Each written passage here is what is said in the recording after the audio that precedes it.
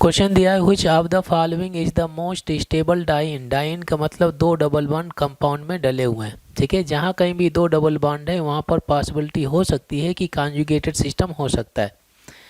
Conjugated system के बारे में हम लोगों ने सीखा हुआ है कि डबल बॉन्ड सिंगल बॉन्ड फिर इसके बाद में फिर से डबल बॉन्ड आ जाए तो इस सिस्टम को हम बोलते हैं कॉन्जुगेटेड सिस्टम। और जहाँ कहीं भी कॉन्जुगेटेड सिस्टम होता है वहाँ पर होता है रेजोनेंस, और रेजोनेंस की वजह से सिस्टम की स्टेबिलिटी क्या हो जाती है, बढ़ जाती है। तो सबसे पहले हम क्या करते हैं, इन सभी कंपाउंड में चेक कर लेते हैं कि किसमें कॉन्जुगेटेड सिस्टम डला हुआ है, ठीक है। और फिर इस हिसाब से हम स्टेबिलिटी डिसाइड कर लेते हैं।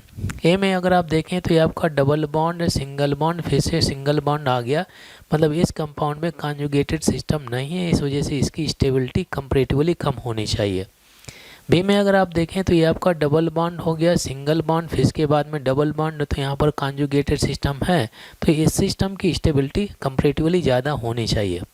सी में अगर आप देखें तो यहाँ पर भी आपका डबल बॉन्ड सिंगल बॉन्ड फिर से आपका डबल बॉन्ड आ गया, तो यहाँ पर भी कॉन्जुगेटेड सिस्टम है, जिसकी वजह से इस सिस्टम की स्टेबिलिटी ज़्यादा होनी चाहिए।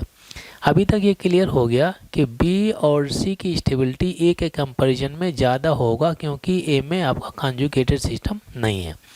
डी में अगर आप देखें तो क्या हो गया, ये आपका कुछ कंपाउंड ऐसा क्यूमुलिन के रूप में डला हुआ है। क्यूमुलिन में होता क्या है कि बिल्कुल कंटिन्यू आपका डबल बॉन्ड रहेगा। ये जो कंपाउंड डला है ये आपका C double bond C double bond C, और फिर इसके बाद में सी, और ये आपका कुछ ऐसे डला है। एक बॉन्ड में दो इलेक्ट्रॉन होते हैं, यहाँ पर दो बॉन्ड डले हैं, तो दो बॉन्ड में कितने इलेक्ट्रॉन हो जाएंगे, 4 इलेक्ट्रॉन। सिमिलरली यहाँ पर भी दो बॉन्ड डले हैं, तो ये हो गए 4 इलेक्ट्रॉन। ये इलेक्ट्रॉन पास पास में आने की वजह से यहाँ पर हो जाता है रिपल्सन, और जहाँ कहीं भी रिपल्सन होता है वहाँ पर सिस्टम की एनर्जी बढ़ जाती है और स्टेबिलिटी क्या हो जाती है, कम हो जाती है, ठीक है। तो अभी तक के डिस्कशन में ये क्लियर हो गया कि जो बी और सी की स्टेबिलिटी ज़्यादा होनी चाहिए, क्योंकि यहाँ पर कॉन्जुगेटेड सिस्टम डला हुआ है। अभी मैंने ए और डी को एलिमिनेट कर दिया। अब हमें ये चेक करना है कि बी और सी में सबसे ज़्यादा स्टेबल कंपाउंड कौन सा होना चाहिए, ठीक है। अब देखिए जो बी वाला कंपाउंड डला है कुछ ऐसे डला है, ये आपका डबल बॉन्ड फिर इसके बाद में बी वाला ये आपका कुछ ऐसे डला, ये डबल बॉन्ड हो गया, ये डबल बॉन्ड हो गया।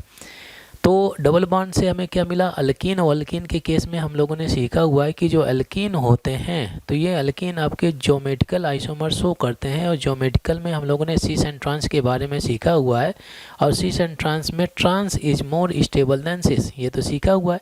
तो हम क्या कर लेते हैं कि इन अल्कीन में हम लोग ट्रांस और सिस आइडेंटिफाई कर लेते हैं, फिर इस कॉन्सेप्ट को यूज करके आंसर करते हैं। अब देखिए ये जो आपका टर्मिनल, ये आपका डबल बॉन्ड डला हुआ है, ये टर्मिनल क्या ये जीआई शो कर सकता है, बिल्कुल नहीं। रीज़न क्या है कि ये जो आपका कार्बन है एंड वाला, इस कार्बन के पास में दोनों ग्रुप सेम होने की वजह से ये जीआई नहीं शो करेगा।